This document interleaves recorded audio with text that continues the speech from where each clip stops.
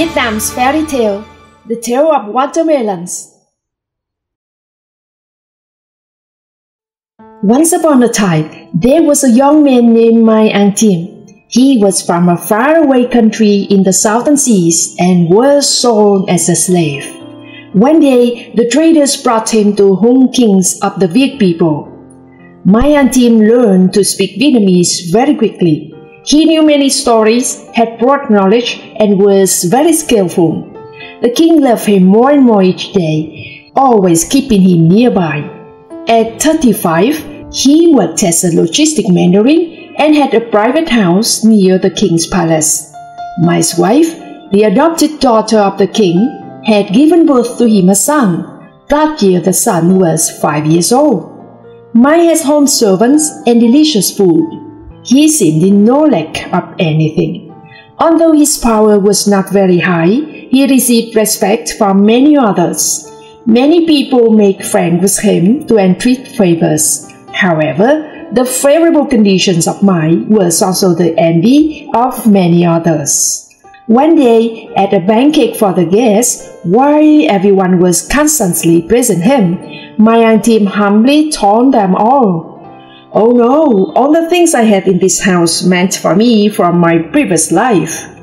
Mai spoke very naturally, because the religion in his country said that the present happiness and suffering were the results of good or bad behaviors in the past lives.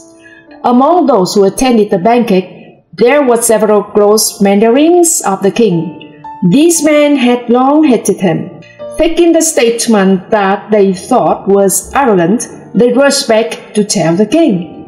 Upon hearing the saying, King Hung was very angry. The king roared, "What? Liar! Today he said so.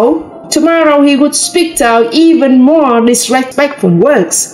Treasonous slaves! Lock him up for me." That afternoon, Mai was taken to the dungeon. Only then did he recognize he had made a mistake. Mai said to himself, "If from now on I'm going to be damned, it's because I behaved badly in my previous life." Meanwhile, at the court, the mandarins met to discuss Mai's judgment. Many suggested execution. Someone suggested cutting the heels, but the words from an old mandarin caught the attention of Hung King. He was indeed guilty of death, but before he dies, we should make him accept that his possessions are due to your majesty's grace and not from a precursor. I heard outside of Nga Sơn there is an island. Give him a month or two's salary to let him sit and think about his previous life before he dies. King Hung nodded in agreement, but after giving the order, the king also demanded, "Give him enough salary for a season. Do it." On the day of exile, no matter how hard everyone tried to stop her, My Ang Thiem's wife resolutely followed her husband to the island.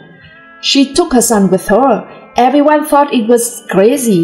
She believed in her husband's words. God never sends manna, but he sends meat. Don't worry. But when stepping onto the deserted sandy beach of the island, the woman sobbed on her husband's shoulder. "Oh, we must die here?" Mai heard her son and told his wife, "God is always present. Get energetic. Do not be afraid."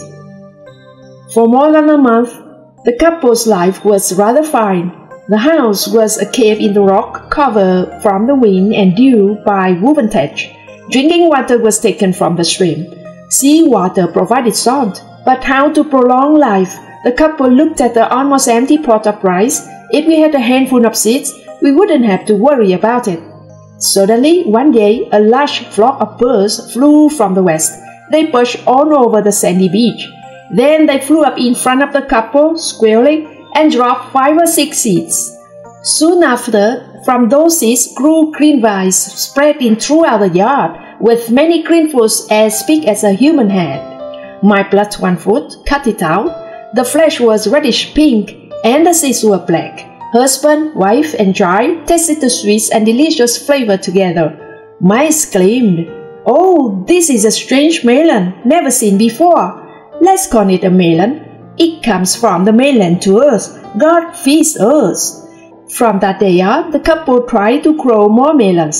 They planned to eat fruits instead of rice to avoid using up all the remaining rice. One day, the Mai family saw a fishing boat getting lost to the island. After helping them fix their sails to return to the mainland, Mai also gave them some melons for them to introduce to everyone. Mai told them to bring rice in exchange for melons. Only a few days passed. The first boat had arrived, anchored at the wharf, carrying a lot of rice for the people. Both sides made a deal. One side received the rice and the other side loaded melons into the boat. From then on, their meals were different from before. Sitting next to a pot of steamed white rice, Mai's wife heard her cry and muttered, "Yes, God really feeds us." Then from that day, the couple planted more melons. As a result, there was merchant boats and fishing boats flocked to the island to barter rice, clothes, chickens, pigs, knives, and other things in exchange for melons. The people in the boat told Mai, "Indeed, there has never been such a precious melon before. In our area, everyone wishes to taste a piece of this watermelon, no matter how much rice has to be exchanged." In those days, people competed to buy melons for seeds. So, within a few years, melon seeds spread everywhere. The name of Mai An Thiem and his wife was spread far and wide. People called him Father of the Melon. Now in his palace, King Hong once scolded a Mandarin for being so ignorant as not to manage the workers well and let them damage a house construction. The king blurted out, "If only Mai An Thiem were here, it wouldn't be so bad." That day the king kept mentioning him. Twice the king asked his Mandarin where Mai was and what he was doing now. The Mandarin said, "Probably he is no longer alive." But the king did not believe it. The king immediately sent another slave to give him all the means to go to Ai province to find Mai An Thiem. A month later, he brought the king a boat full of melons and said, "This is an offering for Mr. and Mrs. Mai to your majesty." He told the king all the hard days and also the current situation of the couple Mai. Then he continued, "Now Mr. and Mrs. Mai has a pretty house out there with more than 10 servants, a melon field, a rice field, and a lot of pigs and chickens." The more King Hong listened, the more surprised he became. The king clicked his tongue and told the Mandarin who had reported Mai before. He said all the things were from his previous life. That is true, not wrong. The king then sent a group of soldiers to pick up the couple and let Mai return to his own position. He also gave 2 beautiful maids to comfort him. Now the island is called Mai An Thiem Beach. The successor of the Mai's couple work on the island still have a large lineage. They established a village called Mai An Village. In Mai's own house, they built a temple to worship him and his wife. People call it the ancestor of melons or watermelons.